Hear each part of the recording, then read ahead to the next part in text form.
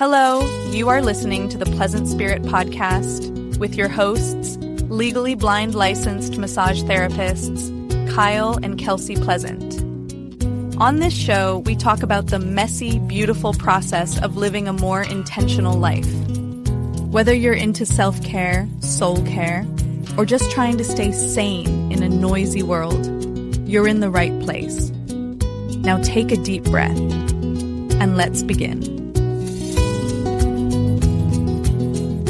Hey everyone, welcome back to the Pleasant Spirit Podcast. I'm Kelsey, and I'm here with my favorite co-host and husband, Kyle. Today we're talking about something that's, kind of invisible but super powerful, our energy, like the vibe you bring into a room, or your home, or even just when you walk into the kitchen and your kid's like, uh-oh, mom's got her stressed face on. Yeah. And I think it's one of those things we don't always notice until it's, a little too late. I mean, how many times have I come home after a long day thinking I'm hiding my stress, but you and Chloe pick up on it right away? There's this sign on our front door that says, please be responsible for the energy you bring into this home. It's a gentle nudge, but it really makes me pause before I walk in.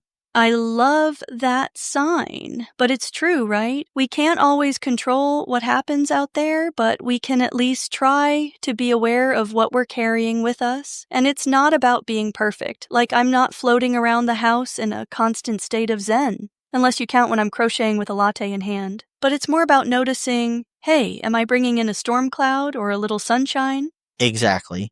And I think that's something we touched on in our Plinko episode too, how life bounces us around. And sometimes we just have to surrender to the chaos. But even in the chaos, we can choose how we show up.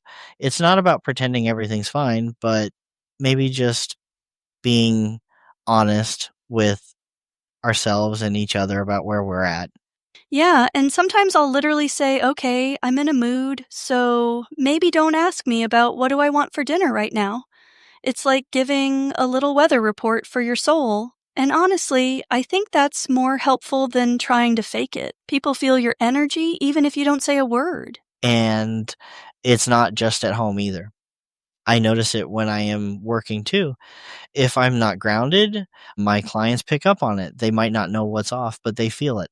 So I try to check in with myself before every session. Sometimes I forget, but that's where the awareness comes in.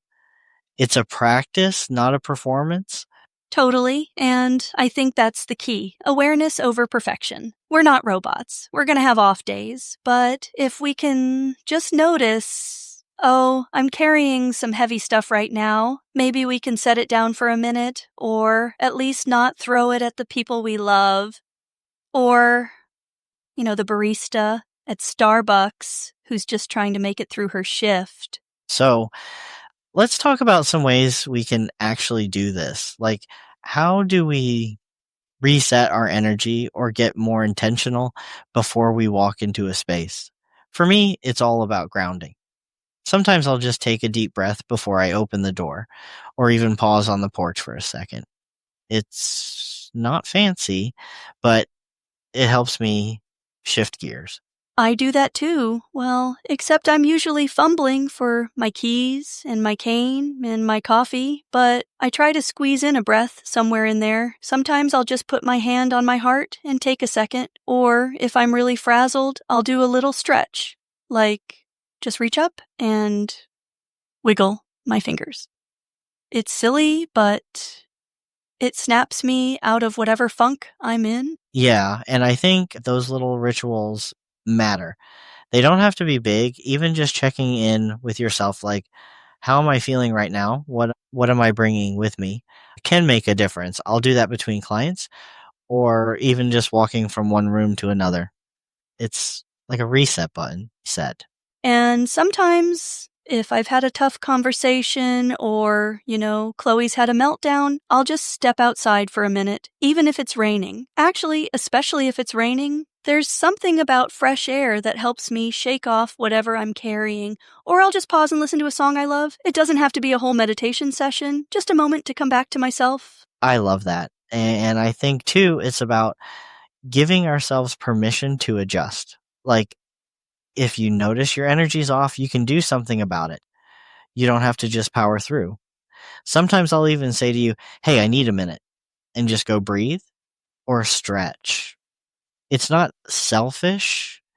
It's actually a way to care for everyone around you, too. Yeah, and it's kind of like what we talked about in our first episode. Sometimes you just need a snack or a nap or to stop trying to fix everything. Checking in with your energy is the same. It's a little act of kindness for yourself and everyone else. And honestly, it makes the whole house feel lighter. Even the kid notices, I swear. So, if you're listening and thinking, I don't have time for all this, just remember, it's not about adding more to your to-do list. It's about those tiny pauses, those little resets. They add up. And the more you practice, the easier it gets to notice when you need a reset. Absolutely. And if you forget, that's okay too. We're all just doing our best, one breath at a time. So thanks for hanging out with us today and letting us share our not so perfect, but very real ways of being more mindful with our energy. We hope you found something helpful or at least relatable. We'll be back in a couple weeks with more stories and hopefully a little more sunshine. Take care, Kelsey.